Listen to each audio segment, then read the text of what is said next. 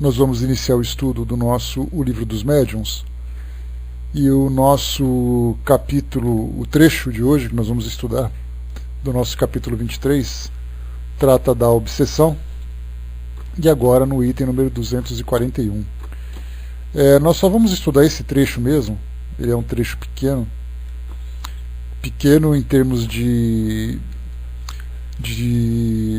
espaço ocupado aqui no livro, mas bastante profundo para a gente estudar, principalmente porque ele trata de um tema que abriu um precedente de extrema importância dentro da doutrina espírita, que foi exatamente a revisão de algumas definições que eram tidas como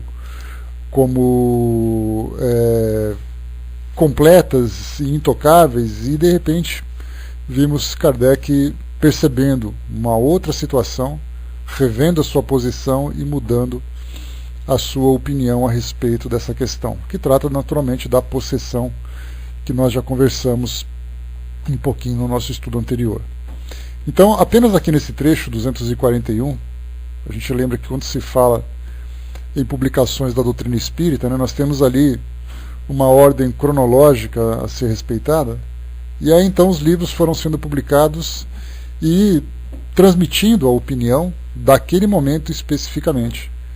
Mas a partir do momento em que surge uma ideia nova, há necessidade de uma revisão, e já não se pode mais mudar aquela ideia inicial, a menos que faça uma revisão em edições futuras, o que não aconteceu com Kardec, pelo menos no que diz respeito ao O Livro dos Médiuns.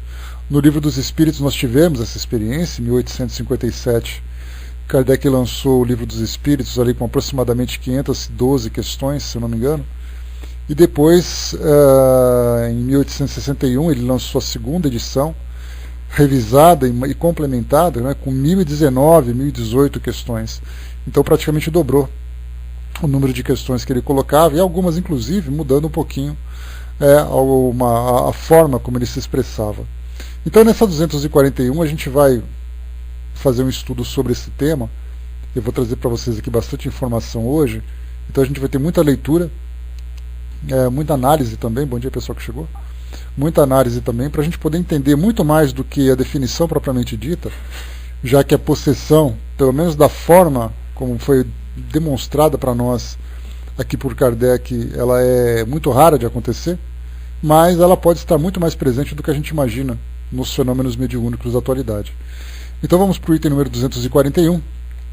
Kardec diz o seguinte: primeiro nós estudamos, dentro desse capítulo das obsessões, ou da obsessão, um tema voltado especificamente para os médiuns, foi isso que a gente conversou, e lá no livro Obras Póstumas, que a gente também está estudando paralelamente, no capítulo que trata da obsessão e possessão, onde lá também Kardec mantém a posição de que a possessão nada mais é do que um agravamento da subjugação.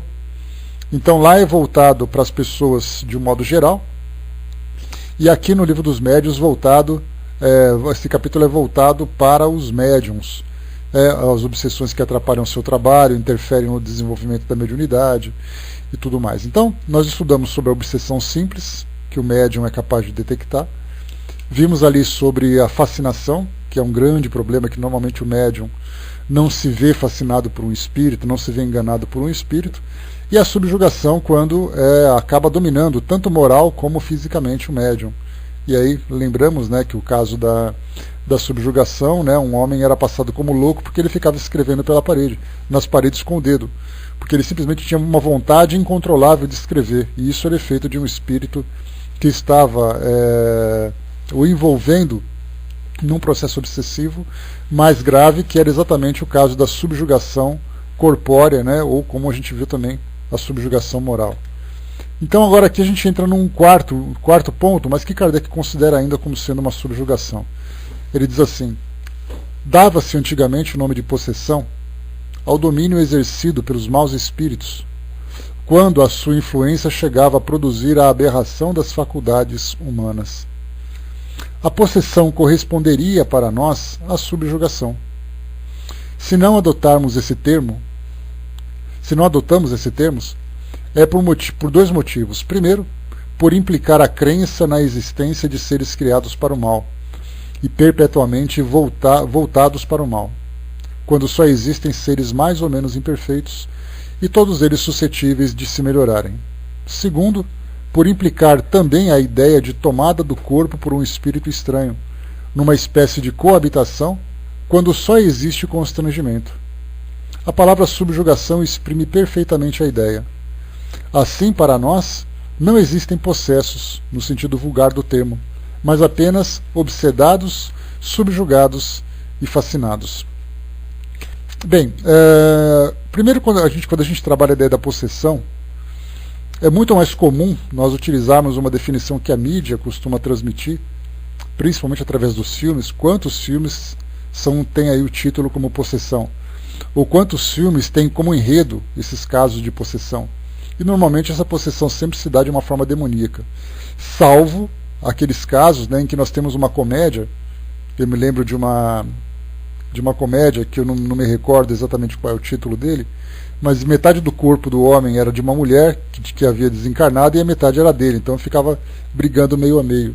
Ali é um caso de possessão, né, dentro dessa parte mais de brincadeira. No filme Ghost é a mesma coisa, né, quando nós vemos ali a Oda Mae Brown, que é a personagem da Whoopi Goldberg, quando ela faz aquelas sessões de consultas espirituais, ali nós vemos um espírito incorporando literalmente nela, porque entrava no corpo dela, e ali também era um caso de possessão.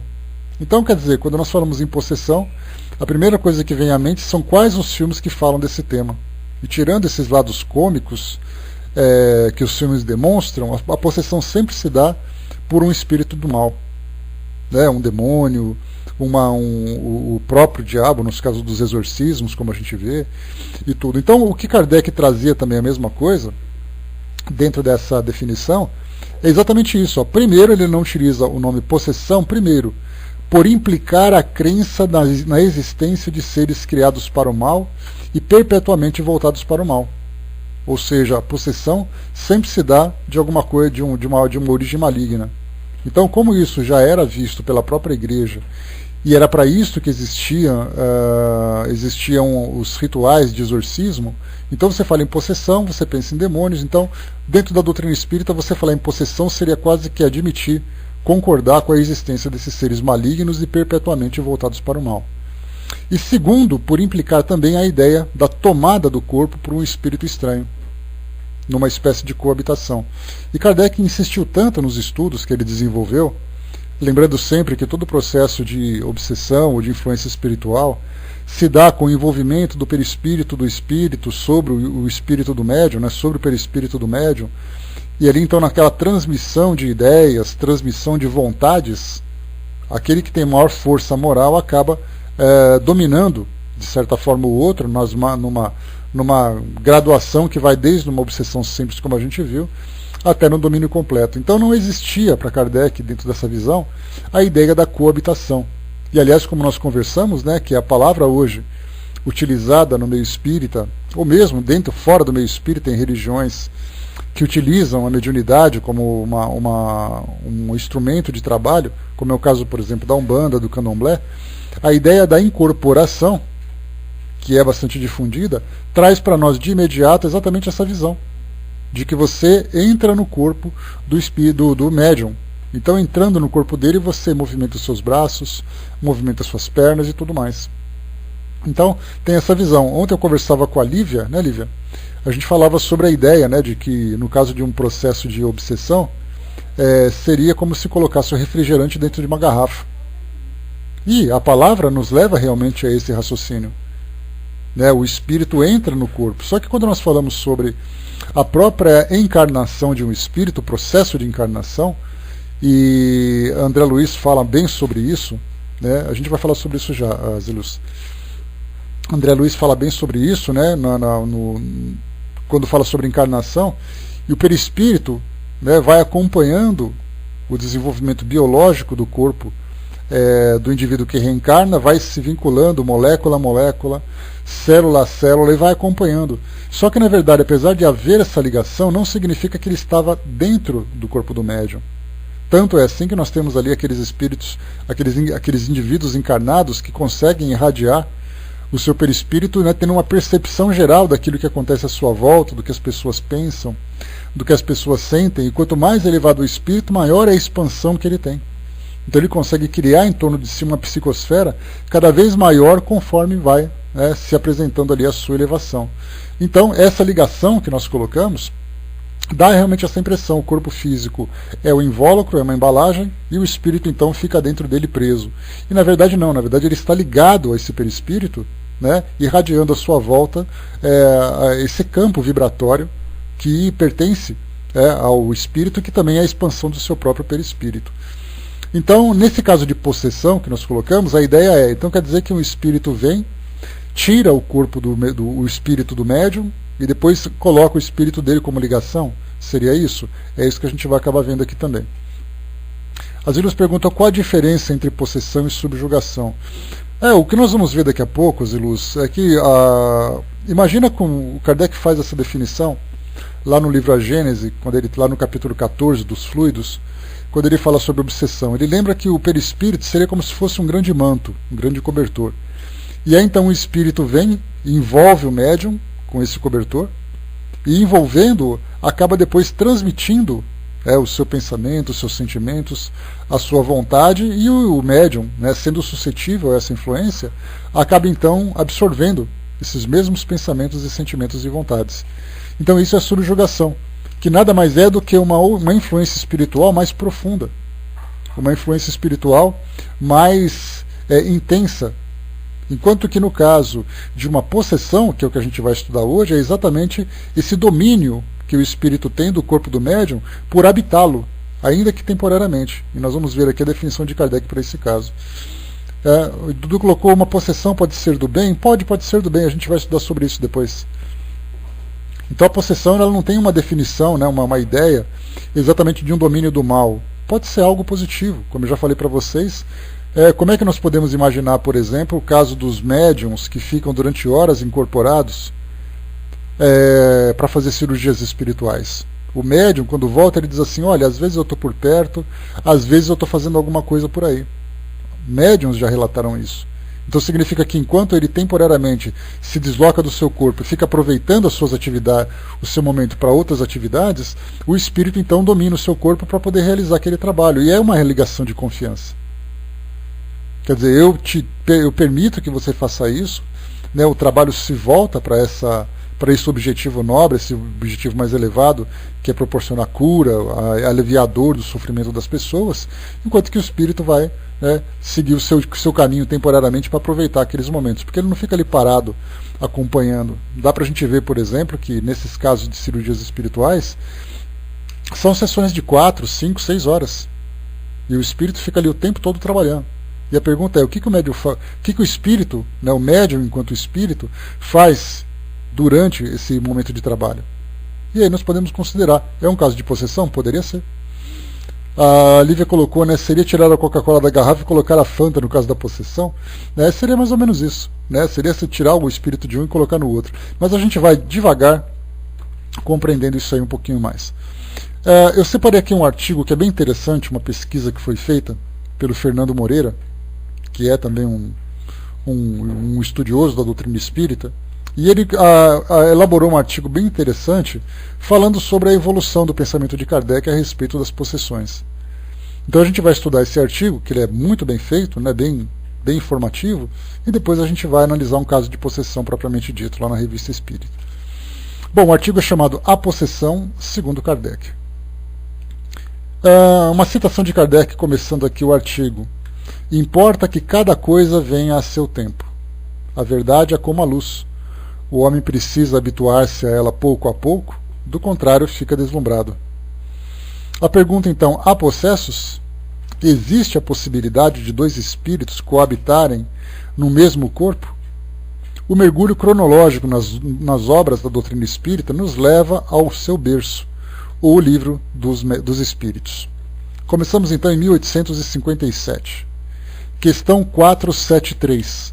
Kardec pergunta: pode um espírito tomar temporariamente o invólucro corporal de uma pessoa viva, isto é, introduzir-se num corpo animado e obrar em lugar do outro que se acha encarnado nesse corpo? Resposta: o espírito não entra em um corpo como entrais numa casa. Identifica-se um espírito encarnado, cujos efeitos e qualidades sejam os mesmos que os seus fins, a fim de obrar conjuntamente com ele. Mas o encarnado é sempre quem atua, conforme quer, sobre a matéria de que se acha revestido. Um espírito não pode substituir-se ao que está encarnado. Por isso que este terá que permanecer ligado ao seu corpo até o termo fixado para a sua existência material, ou seja, até a sua desencarnação. Kardec retira as suas conclusões, prepara e formula a pergunta seguinte e os espíritos respondem. Agora questão 474. Desde que não há possessão propriamente dita, isto é, coabitação de dois espíritos no mesmo corpo, pode a alma ficar na dependência de outro espírito, de modo a se achar subjugada ou obsidiada, do ponto de sua vontade, vir a achar-se, de certa maneira, paralisada? A resposta, sem dúvida, e são esses os verdadeiros possessos. Mas é preciso, saibais, que essa denominação não se efetua nunca sem que aquele que sofra o consinta, quer por sua fraqueza, quer por desejá-la. Muitos epiléticos ou loucos, que mais necessitam de médico do que exorcismos, têm sido tomados por possessos. Os espíritos aí fazem uma nítida distinção entre os verdadeiros e os falsos possessos.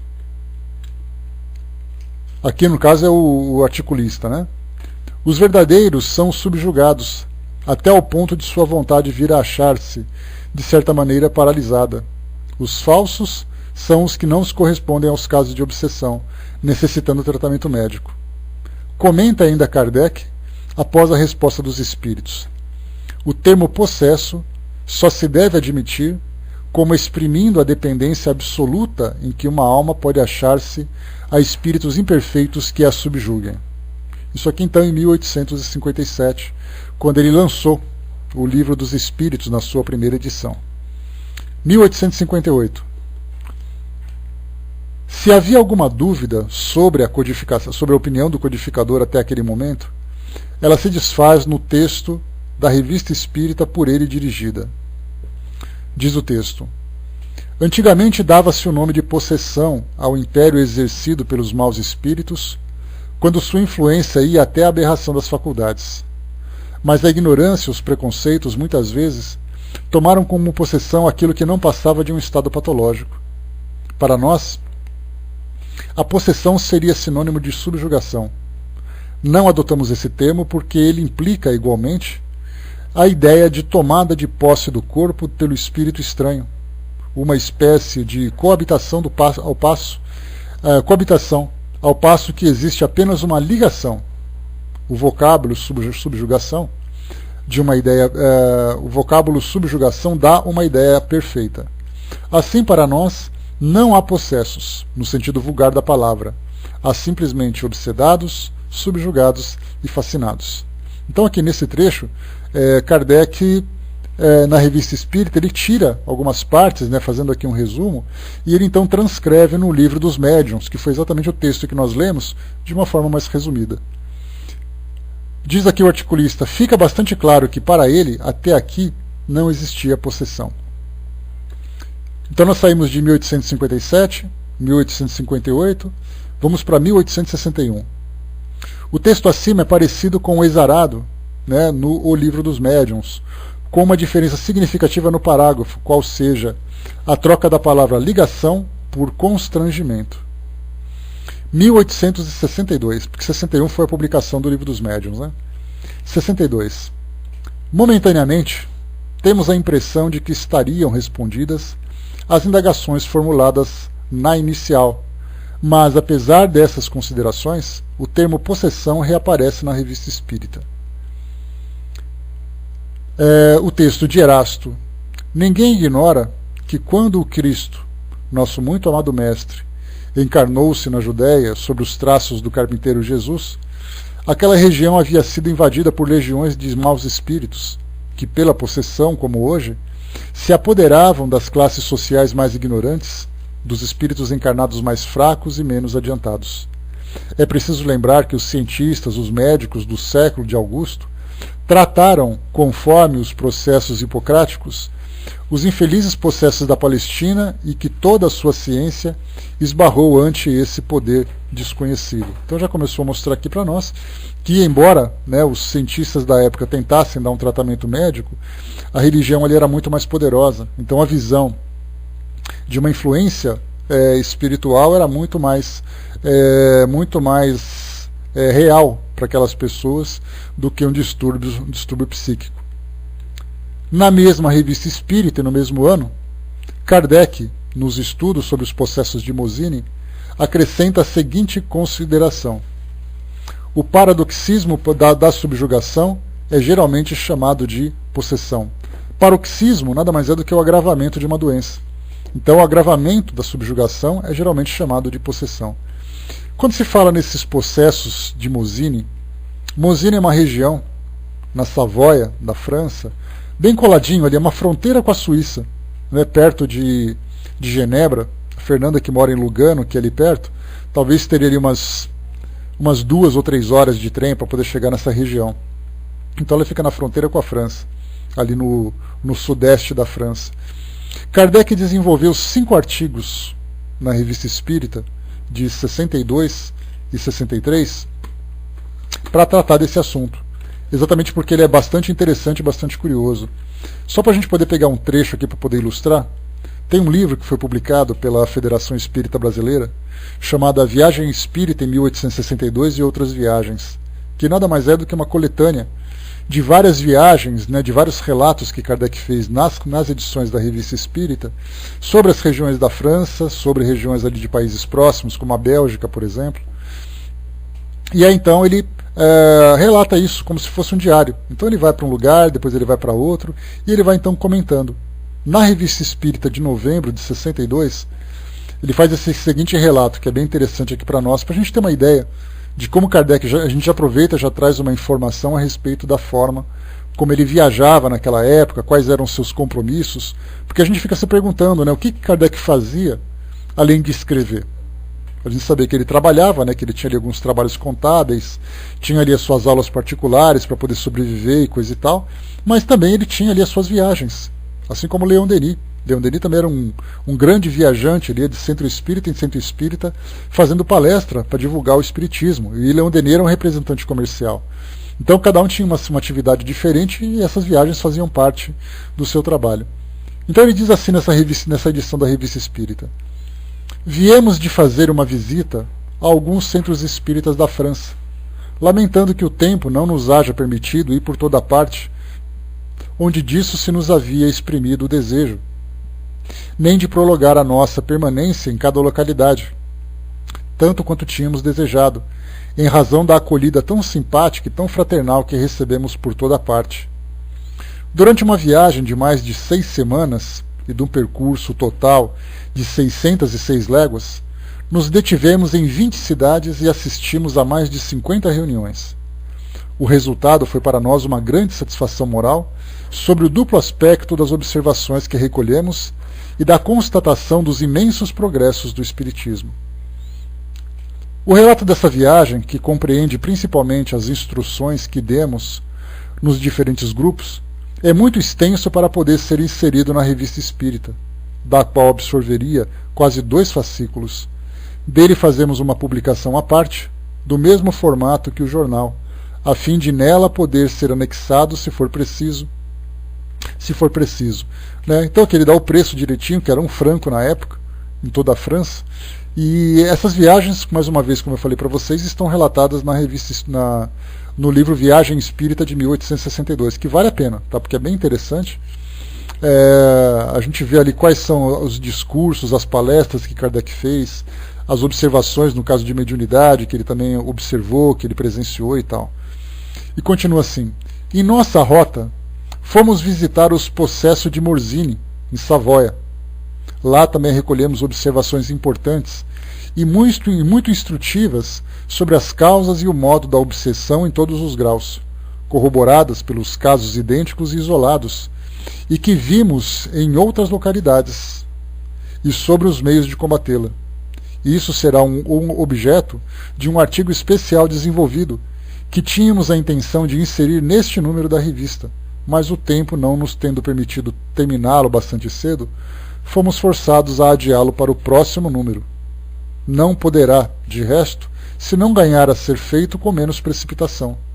Vários fatos recentes, aliás, vieram depois esclarecer a questão, que abre um horizonte novo à patologia. Depois aqui ele continua falando sobre isso. Só queria trazer para vocês essa introdução, porque fala das viagens dele e das observações que ele fez. Então, esses processos de Mozzini foi um artigo que, como eu falei para vocês, foram 5 artigos, né? Ou melhor, um artigo dividido em 5 partes.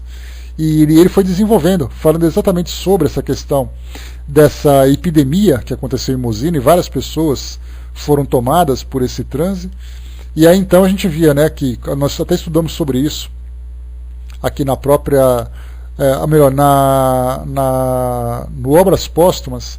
Kardec falava sobre, né, se a obsessão pode ser individual ou se ela pode ser coletiva também. A gente até remeteu, né, o nosso estudo para aquele fato que aconteceu aqui no Nordeste do Brasil, onde jovens, né, vários jovens numa escola, adolescentes, foram tomados por um transe coletivo, né, de convulsão, e aí começaram a se especular quais eram as causas. Então, a partir dessa ideia, né, de que Kardec então falava desse transe coletivo, ele insistia que tudo isso acontecia por influência de espíritos, através do perispírito sobre aquelas pessoas. Então ele continuava insistindo ainda, falando sobre a questão da influência espiritual, da subjugação principalmente, porque o comportamento daquelas pessoas eram bastante estranhos, né? Eram bastante estranhos, então ele continuou insistindo nessa ideia. Em 1863, a gente saiu agora de 62, foi para 63. A retomada do termo tinha uma razão, e que Kardec é bem incisivo na sua opinião da Revista Espírita sobre os processos de Morzini, que certamente o impressionaram e influíram na mudança de sua conceituação sobre possessão, e valeram 12 citações no índice remissivo da doutrina espírita, da Revista Espírita, 62, 63, 64, 65 e 68, além de outros estudos na mesma revista, como por exemplo quando analisa um caso de possessão, que a gente vai depois fazer aqui uma análise mais completa. E nesse um caso de possessão, que ele cita aqui até, deixa eu pegar aqui, um caso de possessão, Senhorita Júlia, né, edição de 1863, mês de dezembro. Depois eu vou tentar ver com vocês aqui esse artigo completo, para ver se a gente consegue, né, aqui agilizar o nosso tempo. Mas ele começa, ele faz uma citação, um trecho desse artigo. Ele diz assim: temos dito que não havia possessos no sentido vulgar do vocábulo, mas subjugados. Voltamos a essa asserção absoluta porque agora nos é demonstrado que pode haver verdadeira possessão, isto é, substituição, posto que parcial, de um espírito errante a um encarnado. Não vendo senão o efeito, e não remontando a causa, eis porque todos os obsedados, subjugados e possessos passam por loucos. Eis um primeiro fato que o prova e apresenta o fenômeno em toda a sua simplicidade. Aí está aqui, né? Bom dia, pessoal que chegou. O Sr. Charles declarou que, querendo conversar com seu velho amigo, aproveitava o momento em que o espírito da senhora A sonâmbula, estava afastado do corpo, para tomar-lhe o lugar. Eis algumas de suas respostas. Já que tomastes de posse do corpo da senhora A, poderias nele ficar? Não, mas vontade não me falta. Por que não podeis? Porque seu espírito está sempre ligado ao seu corpo.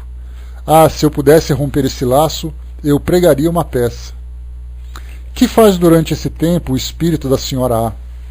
Está aqui ao meu lado. Olha-me e ri, vendo-me em suas vestes. O Sr. Charles era pouco adiantado como espírito, mas naturalmente bom e benevolente. Apoderando-se do corpo da senhora A, não tinha qualquer intenção má. Assim, aquela senhora nada sofria com a situação, a que se prestava de boa vontade.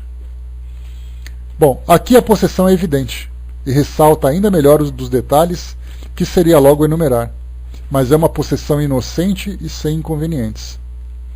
Na mesma página, no entanto, Kardec descreve um caso de possessão da senhora Júlia, agora dirigida por um espírito malévolo e mal intencionado. Que o nome dela é até Fredegunda, é um nome estranho, né? Mas é esse espírito que estava lá para poder prejudicá-la. Há cerca de 6 meses, tornou-se presa de crises de um caráter estranho. 6 meses, hein? Que sempre corriam no estado sonambúlico, que de certo modo se tornara seu estado normal.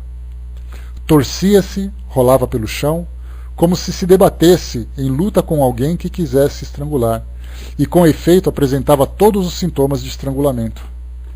Acabava vencendo esse ser fantástico, tomava-o pelos cabelos, derrubava a sopapos com injúrias e imprecações, apostrofando-o incessantemente com o nome de Fredegunda, infame regente, rainha impudica, criatura vil e manchada por todos os crimes, etc. Pisoteava como se acalcasse os pés com raiva, arrancando-lhes as vestes. Coisa bizarra, tomando-se ela própria por Fredegunda, dando em si própria redobrados golpes nos braços, no peito, no rosto, dizendo: toma, toma, é bastante, infame Fredegunda. Queres me sufocar, mas não o conseguirás. Queres meter-se em minha caixa, mas eu te expulsarei. Caixa era o termo que se servia para designar o próprio corpo. Um dia, para livrar-se de sua adversária, tomou de uma faca e vibrou contra si mesma, mas foi socorrida a tempo de evitar um acidente. Vemos aí a luta de 2 espíritos pelo mesmo corpo. Esse espírito, Fredegunda, foi posteriormente evocado em sessões mediúnicas e convertido ao bem. Mas voltando aos processos de Morzine, diz Kardec, referindo-se ao perispírito: pela natureza fluídica e expansiva do perispírito, o espírito atinge o indivíduo sobre o qual quer agir, rodeia-o, envolve-o, penetra-o e magnetiza. Como se vê, isso é inteiramente independente da faculdade mediúnica. Esses últimos, sobretudo, os possessos do tempo do Cristo, apresentam notável analogia com os de Morzine. Na mesma revista e no mesmo ano, selecionamos e pensamos para dimensionarmos a extensão daquela possessão coletiva. Citação da revista, vamos lá. Os primeiros casos da epidemia de Morzine se declararam em março de 1858 e em 1861 atingiram um máximo de 120 pessoas. O caráter dominante desses momentos terríveis é o ódio a Deus e a tudo que a ele se refere. Aqui depois, para quem quiser ler um pouquinho sobre esse evento, vai conhecer que esses espíritos não só estavam nessa condição de possessos, como eles atacavam todas as pessoas que estavam ali próximas, querendo mudar aquela situação, religiosos, filósofos, médicos, né? No caso, por exemplo, da Fredegunda, ela estava fazendo um ataque direto para aquela senhorita Júlia. Nesse caso dos de Morzine, estavam afetando aquelas pessoas e agredindo as outras que estavam próximas. Jogavam cadeiras, se jogavam em cima de mesas, era uma coisa assim bem assustadora, né? Talvez quem tiver a oportunidade de ir para a França, dá uma passadinha lá em Morzine, e se souber ler francês, dá uma chegadinha na biblioteca, que certamente deve ter algumas notícias interessantes daquela época relatadas nos jornais. Bom, isso aqui que nós vimos então foi em 1863. A gente vai agora para 64. Ainda sobre a possessão da senhora Júlia, refere-se Kardec na revista. Pois é, então, dá para dar um pulinho lá, né, Silvia? Um fim de semana, um bate e volta ali, é rapidinho. Ainda sobre a possessão da senhora Júlia, refere-se Kardec na Revista Espírita. No artigo anterior, 1863, descrevemos a triste situação dessa moça e as circunstâncias que provaram uma verdadeira possessão. O grau de intensidade das possessões e sua reatividade, a tentativa de exorcização, vai bem descrita na Revista Espírita. Aí tem a citação aqui. Desde que o bispo pisou em terras de Morzine, diz uma testemunha ocular, sentindo que ele se aproximava, os possessos foram tomados de convulsões as mais violentas, e soltavam gritos e urros que nada tinham de humano. As possessas, cerca de 70, com um único rapaz, Juravam, rugiam, saltavam em todos os sentidos. A última resistiu a todos os esforços. Vencido de fadiga e emoção, ele, o bispo, teve de renunciar a lhe impor as mãos. Saiu da igreja trêmulo, desequilibrado, as pernas cheias de contusões recebidas das possessas, enquanto essas se agitavam sob as suas bênçãos. Encontramos no O Evangelho segundo o Espiritismo a seguinte referência sobre possessão e reforma íntima. Citação do livro. Para isentá-lo da possessão, ou da obsessão, é preciso fortificar a alma. Pelo que necessário se torna que o obsediado trabalhe pela sua própria melhoria, o que as mais das vezes basta para se livrar do obsessor sem recorrer a terceiros. O auxílio deste se faz indispensável, quando a obsessão degenera em subjugação e em possessão, porque aí, não raro, o paciente perde a vontade e perde o livre-arbítrio. No mesmo livro, há considerações sobre as causas da possessão. Citação do livro. O espírito mau espera que o outro, a quem ele quer mal, esteja preso ao seu corpo e assim, menos livre, para mais facilmente o atormentar, ferir os seus interesses ou nas suas mais caras afeições. Neste fato reside a causa da maioria dos casos de possessão, sobretudo dos que apresentam certa gravidade, quais os de subjugação e possessão. Agora a gente vai para 1867. Ainda, na Revista Espírita, encontramos informações de como é esta perda do livre-arbítrio e como impedi-la. Citação do livro. Objetar-me-eis, talvez, que nos casos de obsessão, de possessão, o aniquilamento do livre-arbítrio parece ser completo. Haveria muito a dizer sobre esta questão, porque a ação aniquiladora se faz mais sobre as forças vitais materiais do que sobre o espírito, que pode achar-se paralisado, dominado e impotente para resistir, mas cujo pensamento jamais é aniquilado, como foi possível constatar em muitas ocasiões.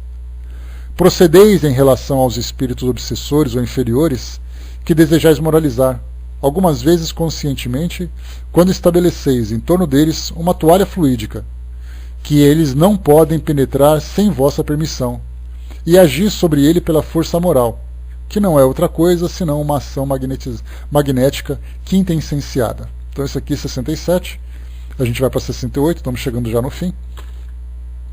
Kardec coloca, em A Gênese, Kardec disserta sobre domicílio espiritual, típico caso de coabitação, ou como agora quer Hermílio Miranda, condomínio espiritual com síndico e convenção. Citação.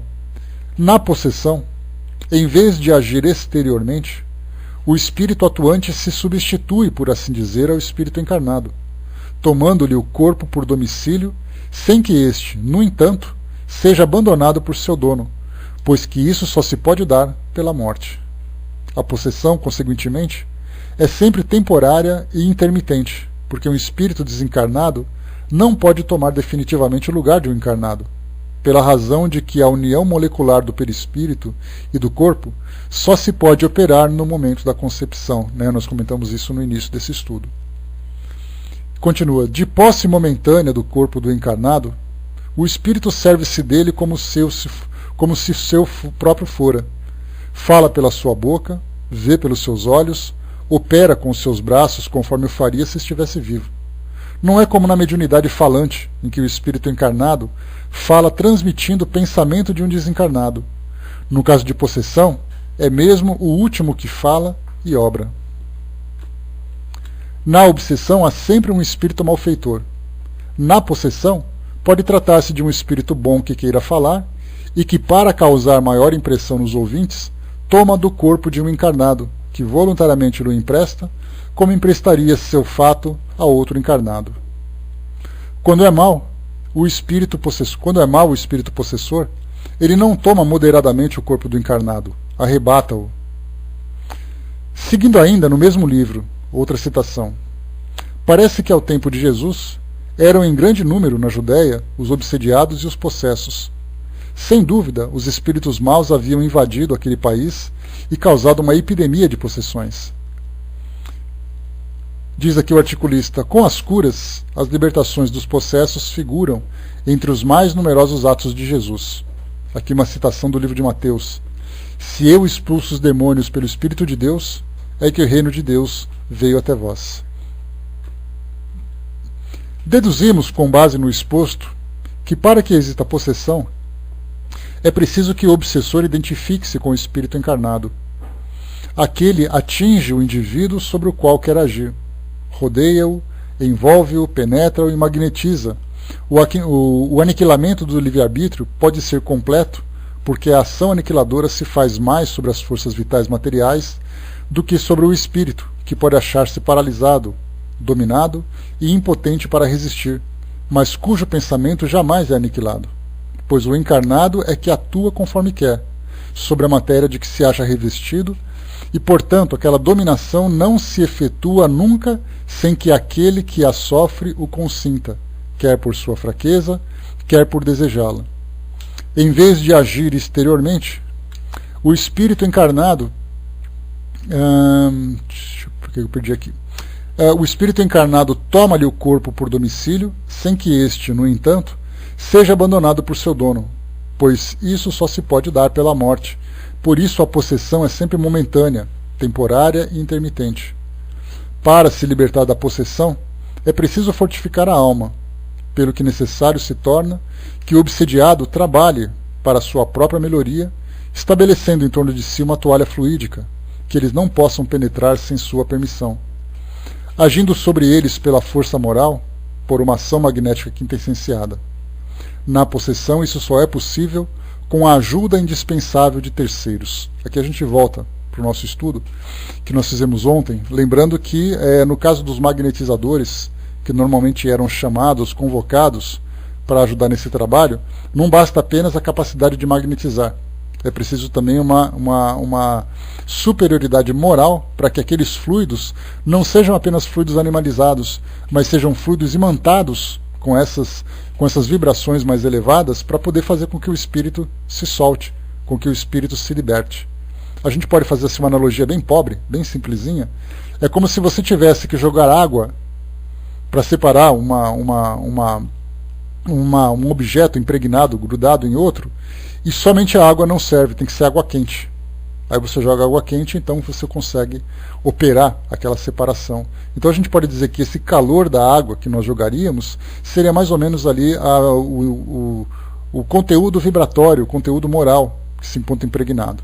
Naturalmente a gente fala sobre conteúdo moral, conteúdo impregnado, né, de uma forma teórica, porque na verdade a gente não tem ainda compreensão de que forma que essa vibração vai mudando de frequência, conforme o espírito vai mudando também a qualidade do seu pensamento. A gente sabe que isso é possível, mas a gente não sabe como isso se desenvolve de fato, já que esse é um tipo de situação que não diz respeito à nossa realidade material. Isso diz respeito apenas ao mundo espiritual. Então, para que a gente possa entender como isso acontece no plano espiritual, é necessário que não só nós estejamos nesse plano espiritual, como também tenhamos compreensão do que acontece. Então é aquela história que a gente fala, né? Se você tem um pensamento elevado, você entra em sintonia. A gente fala isso com uma naturalidade, como se todo mundo fosse catedrático e entendesse exatamente o que isso significa. Só que na verdade a gente entende apenas isso. Se você tem pensamentos semelhantes, você se atrai. Agora, como esse pensamento, que essa onda de energia que acaba se espalhando pelo universo todo, assume características diferentes de indivíduo para indivíduo? Como isso se dá? A comparação mais simples que a gente tem é quando você pega um rádio ou um celular que tem frequências diferentes de comunicação. E aí então, quer dizer, uma estação de rádio transmite as suas ondas numa determinada frequência, pode ser em kHz, pode ser em megahertz, dependendo do tipo de rádio que é. E mesmo assim, quando nós pegamos as rádios FMs, né, que são de frequência modulada, elas têm ali frequências diferentes. Então você vai mudando a estação, e aí naturalmente você vai selecionando qual é o tipo de música que você quer ouvir, qual é o tipo de informação.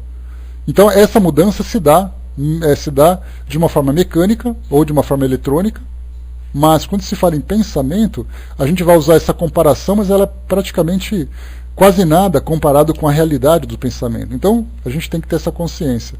Se você fala, né, que você tem uma frequência vibratória diferente do seu pensamento, você pensa apenas nesse ponto. Não tente se aprofundar que você não vai conseguir compreender, porque o pensamento ainda não é para nós um objeto de estudo de laboratório. Ele é apenas uma teoria. Né?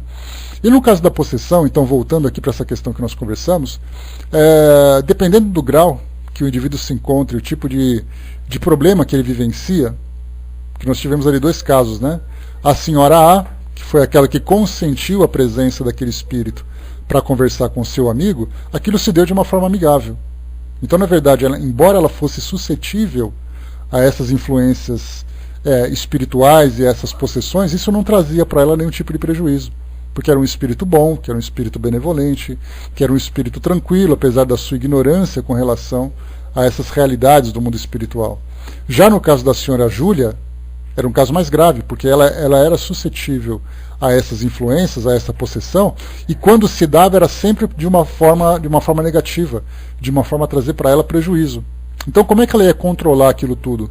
Ela entra num estado de transe, talvez por indução do próprio espírito, que faz uma indução magnética, induz aquele estado de transe, ela então tem ali uma alteração na sua consciência, o espírito vai e toma o corpo dela. E aí então pode jogá-la numa fogueira. Tem um caso que Kardec relata, eu não me recordo se é exatamente esse ou não, mas um caso que se não segurasse aquela pessoa, ela se jogaria numa fogueira. E aí então a gente vê, né, que isso acontece sem a vontade dela. Como é que ela pode então se curar? Como é que ela pode então se libertar daquele tipo de situação? Porque pela vontade própria ela não consegue. Então há a necessidade de uma intervenção de terceiros, que são exatamente aqueles que através do magnetismo, através do passe, através da moralização daquela pessoa, conseguem protegê-la de si mesma, vamos dizer assim, da sua própria fragilidade. Né? Então é um caso bastante dramático da gente viver. Portanto, Kardec coloca aqui o nosso articulista, respondendo às indagações iniciais deste trabalho, podemos dizer que Kardec analisou todas as facetas e prismas da possessão e concluiu que existe possessão e também coabitação. Uma obra como a da codificação espírita é indispensável e, portanto, deve ser analisada como um todo, jamais devendo ser fragmentada ou dividida na análise do seu conteúdo. Existem vários temas nas obras básicas, o Livro dos Espíritos, o Livro dos Médiuns, o Evangelho segundo o Espiritismo, a Gênese, o Céu e o Inferno, e na Revista Espírita, em que as verdades foram estudadas à luz dos conhecimentos adquiridos no dia a dia, e suas opiniões, às vezes alteradas, sem que correspondessem a uma mudança de ideia, mas sim à evolução de verdade em verdade, degrau a degrau na escala ascensional do conhecimento, como convém a um cientista sábio, astuto, inteligente, honesto e, antes de tudo, humilde, coisa rara, aliás. A fé raciocinada, sob a égide dessa humildade, aconselhada e praticada pelo mestre Lyonês, levou-o à busca incessante da verdade que sempre caracterizou suas ações. A correta elucidação conceitual de possessão, incitando-nos também a libertarmos-nos de duas outras, a dos dogmas e a do fanatismo. Tenhamos igual têmpera e nos deixemos contaminar pela sua lição e pelo seu exemplo. A lição inclina, o exemplo arrasta. Então isso aqui é o artigo, para quem quiser conhecer um pouquinho mais sobre ele, dar uma lida, está aqui nesse link. É só vocês copiarem e colar. Né? Pois é exatamente isso, né, fraterno? A gente conversou um pouquinho no início. Como é que nós podemos definir o que é possessão, o que é incorporação? A palavra incorporação para nós, ela é hoje tida quase como unânime por todos os centros espíritas, por todos os médiuns, por todos aqueles que estudam a doutrina espírita, como sendo um trabalho de psicofonia. Né? Então, incorporação, isso, de incorporar. Então, quando nós falamos sobre incorporação, nós falamos sobre psicofonia. Só que mesmo assim, a psicofonia, ela não se adapta a esse termo, exatamente porque quando você fala em incorporação, você fala sobre o médium ser dominado, entre aspas, fisicamente por um espírito, seja por um trabalho nobre, seja por um processo de obsessão. Então o espírito chora, o espírito se esperneia, se joga no chão, corre, bate, quebra, ele faz isso. Tá? Então num processo de incorporação é muito mais do que apenas a psicofonia. Quando Kardec estudou sobre as diversidades da mediunidade, ele falava sobre a psicofonia como sendo o médium consciente, no estado de vigília, falava coisas que não sabia. No caso de incorporação, nós temos um indivíduo que entra, né, num caso de influência, de subjugação, nesse caso. Tá? E no caso de possessão, voltando, né, lembrando que essa parte de incorporação nada mais é do que o envolvimento fluídico que o espírito exerce sobre o médium. Então vamos dizer assim, que no momento em que ele envolve fluidicamente o médium, e o médium permite que isso aconteça, ou se torne suscetível àquela influência, o médium se torna como se fosse uma marionete, em que o espírito controla o centro nervoso e a partir dali ele comanda, né? Você vê o braço, as pernas, a fala, a sua movimentação e tudo mais. No caso da possessão, como foi colocado para nós, o indivíduo, né, o médium nesse caso, entra num estado de transe. Pelo processo de emancipação, ele se desliga do seu corpo físico temporariamente, desliga entre aspas, né, porque ele mantém ainda aquele vínculo, né, exatamente, ele se afasta, né? Então ele mantém ainda aquele nosso cordão prateado, aquele cordão luminoso que nós já estudamos, que inclusive Kardec fala sobre ele, né? Eu trouxe para vocês aqui algumas dessas citações, porque quando se fala em cordão prateado, não é só André Luiz que fala sobre isso, Kardec já falava sobre isso muito antes. E até mesmo os estudos sobre viagens astrais, desdobramentos e tudo mais, pessoas que não são espíritas relatavam que no momento do desdobramento dessa viagem astral, ele percebia que havia um tipo de cordão luminoso que o prendia ao seu corpo físico, apesar dele se distanciar.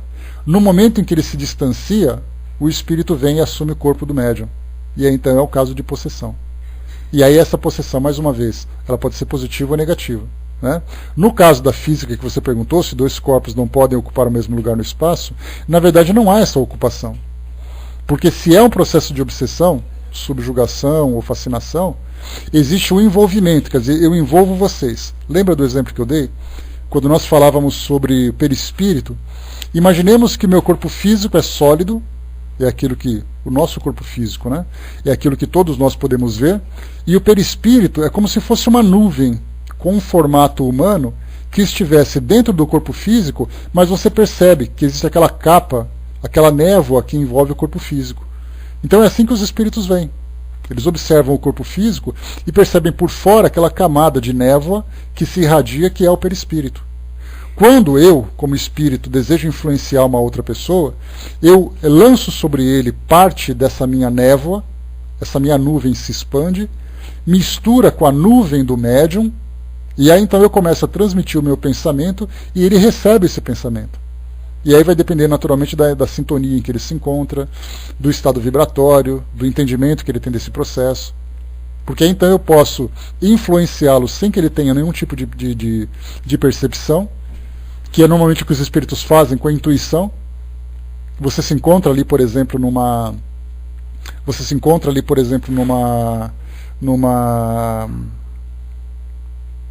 só um instantinho, pessoal.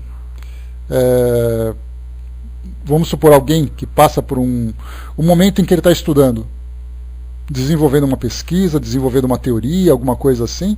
Aí de repente vem aquele pensamento e ele fala assim, poxa vida, tive uma ideia. Na verdade era um espírito que estava próximo, o envolvendo com o seu perispírito, e lançou para ele aquela ideia, e ele absorveu. Mas ele não teve uma percepção, exatamente porque ele não teve sensibilidade para perceber essa influência. É o caso daqueles que não são médiums, ou são médiums tijolos, como eu, médiums porta de cerejeira, né? Ou são aqueles médiums sensitivos, sensitivo na hora. Quando existe essa aproximação dessas duas nuvens, entre aspas, né? Dessas duas nuvens, ele percebe claramente que existe alguma coisa interferindo. Aí ele vai sentir um bem-estar, um mal-estar, um calafrio, uma angústia, depende daquilo que o espírito tem. Então perispírito com perispírito dá esse tipo de efeito. E nós vemos isso também, até mesmo entre os encarnados. Porque esse tipo de influência não se dá apenas entre os desencarnados. Vamos supor que nós nos aproximamos, né, nós marcamos uma reunião, aí todo mundo se aproxima, você senta ao lado de uma pessoa, você pode se sentir bem ou se sentir mal ao lado dela. E você diz assim, poxa, essa pessoa nunca me fez nada, eu nunca vi mais gorda, nem mais magra, e sentei do lado dela e comecei a me sentir mal. Nós percebemos ali claramente que é exatamente essa aproximação entre os campos perispirituais dos dois, que começaram então a transmitir as suas impressões. E quanto mais sensível é a pessoa, mais suscetível ela está a esse tipo de influência. E aí, como nós já falamos, né, há os casos de ambiente onde você frequenta, de locais onde você vai, obrigado, Cindizinho, de locais onde você vai e tudo mais. Então, campo, perispírito todos nós temos, expansão de perispírito todos nós temos, irradiação do pensamento todos nós temos. Então, sejam encarnados, sejam desencarnados, esse efeito acontece. A única diferença é que nós encarnados, pelo fato de nós estarmos com alguns dos nossos sentidos adormecidos, pelo fato de nós estarmos aqui envolvidos no corpo físico, vivemos uma outra realidade, diferentemente daquilo que os espíritos vivem, né? Nós temos as nossas vidas, temos os nossos compromissos, as nossas atividades, etc. e tal, a gente não tem tanta percepção. Mas há aqueles indivíduos que certamente têm uma sensibilidade maior, né? O Acerfal perguntou, né, quando isso se dá, nos sentimos mal, apenas pelas energias do outro ou também por seus acompanhantes desencarnados? Por tudo, né, Acerfal? Porque a gente lembra que se existem ali os espíritos que o acompanham, significa que ele está na mesma vibração, ou seja, na mesma faixa vibratória que os desencarnados. Então você sentir dele ou daqueles que estão próximos é tudo uma questão de analisar o conjunto. Não dá para você dizer simplesmente assim, não, aquilo é só de encarnado, aquilo é só desencarnado. Não dá para diferenciar uma coisa da outra. Agora tem aqueles casos, né, que alguém vai na sua casa, você serve aquele chazinho com biscoito e coisa e tal, e a pessoa vai embora e parece que ela deixou uma sombra, uma nuvem negra na sua casa. Muitas vezes pode ter ficado espírito ali te acompanhando.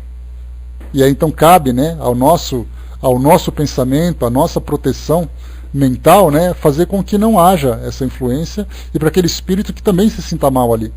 Porque dá a impressão de que só a gente boazinha que se sente mal e o espírito mal está sempre muito bem. Não é bem assim, não. Algumas vezes o espírito bom, um espírito que é ignorante, que é agressivo, que vamos dizer assim, que passa por um estado patológico, como por exemplo uma depressão, uma angústia, coisa parecida, se ele estiver num lugar onde as pessoas que só têm essa vibração mais elevada, ele também vai se sentir mal. Então, na verdade, nós falamos em termos de qualidade. Você se sente bem onde você se afiniza com o ambiente. Se você não faz parte daquele local, você vai se sentir mal, sendo bom ou sendo ignorante. Tá? Então, na verdade, essas influências se dão de todas as formas. Como nós conversamos ontem sobre os vários tipos de obsessão, que é a obsessão de encarnado para desencarnado, de desencarnado para encarnado, entre encarnados, entre desencarnados, simplesmente acontece. E acontece pelo quê? Por haver essa afinidade, por haver a intenção, porque a obsessão, como nós já conversamos, ela é exatamente ali uma pessoa obcecada por alguém ou por alguma coisa. E estando obcecado, ele vai ser ali, né, ele vai atuar com intensidade para poder realizar o seu objetivo. E nós temos aqueles casos de mera influência espiritual. Eu me lembro de um caso que foi relatado, o livro chamado Nos Bastidores da Obsessão, de Manuel Filomeno de Miranda, psicografia do Divaldo. Ele conta um relato de um jovem que estava passando por aquela fase, né, de tristeza, começando a ficar deprimido, angustiado e coisa e tal, e não se sabia por quê.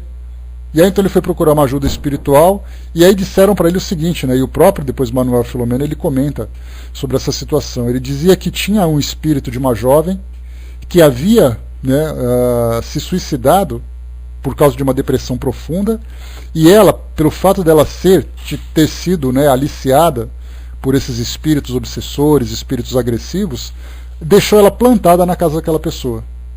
Então ela ficava simplesmente parada na casa deles. E o seu próprio estado vibratório, pelo fato das outras pessoas não terem aquele cuidado de se protegerem, né, dessas influências, de manterem, né, a mente em vigilância, em oração, como orienta o Evangelho, né, então eles absorviam aquelas vibrações inferiores, eles acabavam também se tornando como ela. Seria mais ou menos, fazendo uma comparação material, é como se para poder prejudicar alguém, eu pegasse um pedaço de carniça e colocasse no cantinho da sala da casa dela. E ela começa a sentir aquele cheiro, começa a ficar enjoada, começa a ficar isso, fica aquilo, e chega uma hora que ela não suporta mais viver na casa dela. Nesse caso em especial, embora não fosse o cheiro e não fosse a matéria, o estado vibratório patológico daquela jovem provocava essa influência, e as pessoas começavam também a passar por essa mesma situação. Então não precisava desse caso dela ficar preocupada em influenciar Bastava ela ficar parada. É como se por acaso nós pudéssemos pegar um outro carro, uma outra situação. Você está dando uma festa de aniversário na sua casa, onde você tem ali seus amigos, tem ali música, tem ali bebida, todo mundo se divertindo. Aí chega um espírito extremamente sensualista, com o objetivo de provocar realmente as pessoas que estão ali, e naturalmente as pessoas começam a se olhar de um jeito diferente. Já começam a se ver com erotismo, com sedução, e tudo estava muito bem até então. Então o espírito se aproxima, e quando ele consegue exercer uma influência sobre as pessoas que estão encarnadas, sobre os encarnados, e eles não têm essa proteção, né, essa proteção que vibratória, o que acontece? Eles começam então a absorver aquilo que chega. Acontece o mesmo com a agressividade. Todo mundo vai para o estádio de futebol, todo mundo vai se divertir, e de repente acaba o jogo, todo mundo sai quebrando tudo. Por que isso tudo? Porque muitas vezes espíritos perturbados estão ali irradiando sobre aquelas pessoas esse sentimento de violência. E como elas já estão predispostas a isso, embora elas se contenham, né, porque ela fala assim, eu vou para o estádio para torcer, mas eu não quero arrumar briga com ninguém. Mas se alguém me provocar, eu vou enfiar a mão. Pronto, ela já tem ali, ela pode não ter um motivo, mas ela já está predisposta àquilo. E aí então vem essa influência e faz com que aflore nele essa mesma coisa. Isso acontece com pessoas que muitas vezes passam por uma doença do alcoolismo, do uso de drogas, compulsões. Ela está se controlando, não, eu não quero, eu não quero, eu não quero. De repente dá aquela vontade desesperada que ele precisa de qualquer jeito entrar em contato com a bebida. E por que isso se dá? Por essa influência. Algumas vezes vem de uma forma intencional, outras vezes vem apenas por uma questão de assimilação vibratória. Então essa realidade do mundo espiritual, ela vai muito além daquilo que a gente percebe. Ela vai muito além daquilo que a gente imagina. O fato, por exemplo, de fazendo uma outra comparação simples, né? Quando nós temos crianças em casa, né, filhos, sobrinhos, netos e tal, eles são anjinhos, estão brincando. Quando chega uma outra criança, parece que eles viram assim, da água para o vinho, sai pulando tudo, sai quebrando tudo, pelo fato de ter uma outra criança por perto. Então a gente vê que como nós somos influenciáveis. Às vezes você tem o hábito de falar de uma forma e você fica 5 minutos conversando com alguém, você começa a falar as mesmas gírias que ele, começa a falar os mesmos palavrões que ele, começa muitas vezes a ser tão crítico como ele, coisa que normalmente você não faz. Então as influências são assim intensas. E quando a gente fala em influência, não precisamos necessariamente falar do mundo espiritual. Basta a gente falar de nós, como espíritos que somos, que nos influenciamos constantemente. O Acerfal colocou, pode ser assim, não podemos separar as pessoas pelas suas próprias energias, né? Podemos, né? Na verdade, o Acerfal, existe aquela lei, né, que é a lei moral, que é muito interessante, que os semelhantes se atraem. Né? Tinha a minha avó, já desencarnada há algum tempo, ela dizia assim, né? Como é que ela diz? Dando aquele provérbio, né? Diga-me com que andas, que direi quem és, né? Então é mais ou menos assim que acontece. Então, na verdade, é você que vai determinar o tipo de amizades, de afinidades, de companhias que você vai ter, sejam encarnados ou desencarnados. Uma pessoa que deseja alcançar um tipo de prazer, de satisfação, se aproxima de você e você não oferece aquilo que ele quer, você não interessa. E aí então eles começam então a simplesmente se separar. Porque eles não encontram aquilo que eles desejam. Agora, se por acaso você oferece, certamente vão se tornar seus melhores amigos. Ainda que muitas vezes sejam amigos por interesse, mas serão certamente seus melhores amigos. Né? Segura aí, Andréia. Né? Então, tudo isso que a gente vê, né, nessa relação com o mundo espiritual, e agora para a gente poder fechar o nosso raciocínio, falando um pouquinho sobre a questão das possessões, médiums não existem apenas dentro de casas espíritas. Nós já conversamos isso incontáveis vezes. Basta você ser encarnado, basta você ter essa sensibilidade, e não importa onde você esteja, não importa em que você acredite, você terá essa sensibilidade e sofrerá as consequências dela. Né? Eu não me lembro, vocês estão colocando aí citações, mas eu não me lembro como minha avó falava. Não me recordo agora, faz muito tempo que ela dizia. Mas é mais ou menos nesse sentido, né?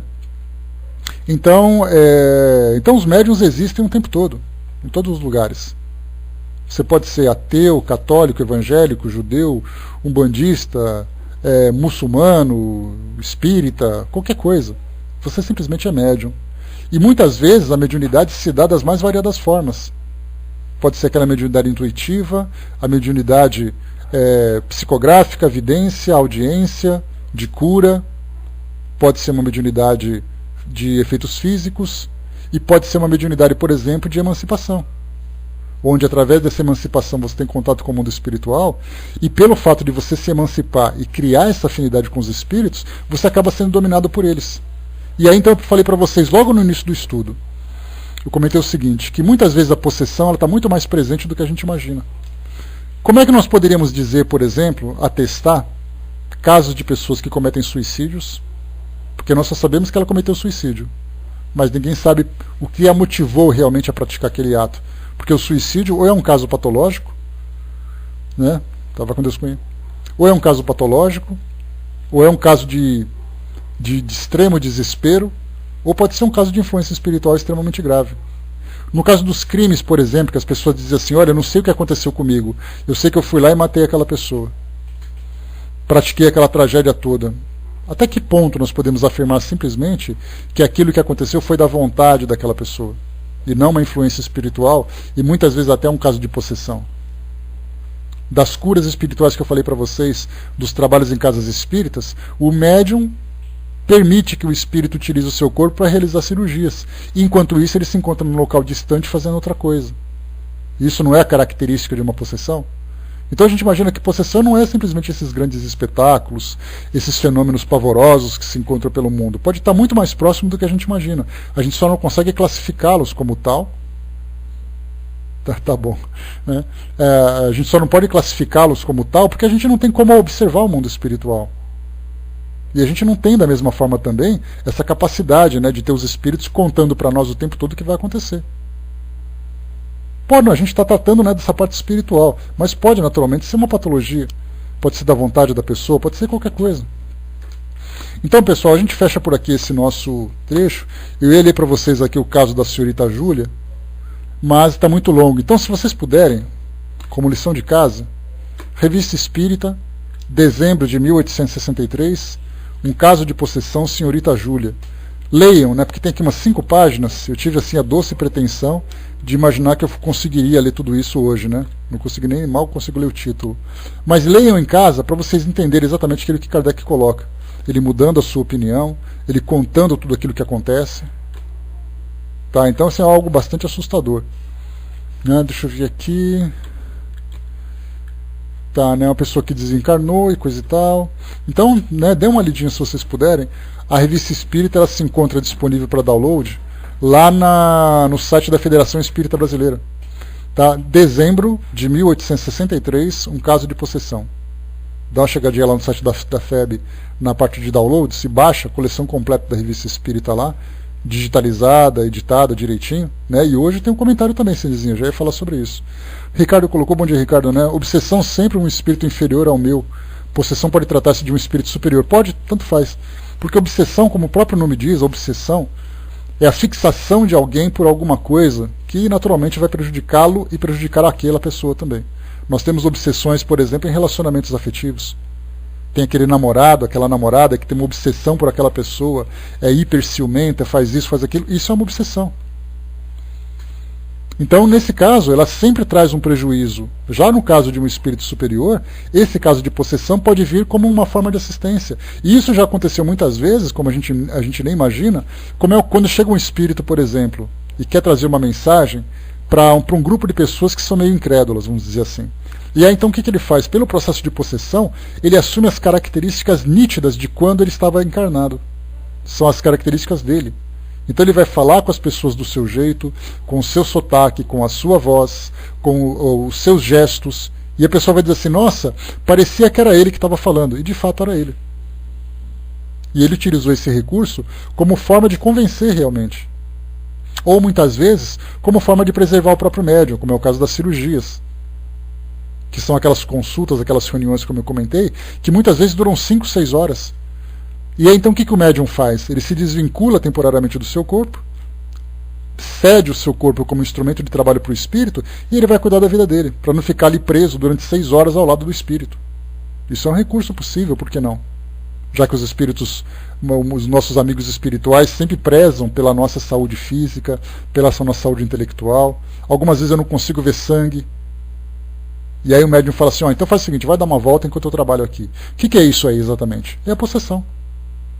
Então possessão não é exorcismo, não é aquilo que a gente viu não na televisão, de chamar lá os exorcistas e não sei o que, nada disso. É muito mais simples do que a gente imagina. Só é difícil da gente detectar uma coisa da outra. Tá certo? Bom, lembrando mais uma vez então, pessoal, a Cindyzinha tocou no assunto ali pra gente não esquecer. Para quem não estava aqui ontem, né, e eu reforço hoje, há muito tempo, mais ou menos uns 2 anos, eu venho perseguindo quase que uma obsessão minha, né, por incrível que pareça. Eu venho perseguindo um diretor chamado Silvio Beck, que ele produziu um documentário chamado O Contestado, Restos Mortais. E esse Contestado conta a história de um conflito que existiu entre Santa Catarina e Paraná no começo do século XX, entre 1912 e 1916, mais ou menos como se fosse ali em Pernambuco, na região de Canudos, né, onde Antônio Conselheiro juntou aquela bagunça toda, morreu um monte de gente, coisa e tal. Então, Silvio Beck fez esse documentário para poder retratar essa história sanguinária que aconteceu na história do nosso país. E aí, então, ele produzindo esse documentário, ele solicitou a ajuda de 30 médiums, que, como eu falei para vocês ontem, eu deduzi que era da Umbanda, pelo ambiente, pela forma como eles praticavam. E esses 30 médiums, então, faziam uma evocação de pessoas, de espíritos, que viveram naquela época, soldados, sertanejos, religiosos, fazendeiros e coisa e tal. E esse documentário saiu hoje é quarta, saiu na segunda-feira à noite, às 10 horas eu assisti. Por acaso, né, como eu comentei, eu estava zapeando na televisão, vendo o que ia passar, quando faltava 5 para as 10, estava lá o nome do negócio, eu desesperado atrás de um DVD e não achava. E aí então esse documentário passou, fiquei assim apaixonado por ele, porque não só uma história muito legal, que eu sou apaixonado por história, mas como instrumento de aprendizado para todos nós. Então passou na segunda-feira às 10 horas da noite, no Canal Brasil, para quem tem a NET, o número 66. Para quem tem outras operadoras, precisa dar uma olhadinha depois lá no catálogo de canais. Então, o Canal Brasil, hoje vai passar às 15 horas, vai repetir, vai reprisar, e depois domingo, a 1 hora da tarde, também vai reprisar. Tá? Olá, beijo. Então, a 1 hora da tarde, domingo, hoje às 3 horas, e passou na segunda-feira às 10 horas. Assistam, tá? Porque é assim é uma preciosidade para nós estudarmos, porque os espíritos que se manifestam, eles mostram todas as suas características, os seus medos, relatam o que viveram naquele momento, um espírito que desencarnou, o outro que fez. Silvia, eu estou aguardando algumas gravações, né, alguns canais que eu tenho para fazer a gravação, e assim que eu tiver o vídeo, aí eu disponibilizo para vocês de longe assistirem, tá?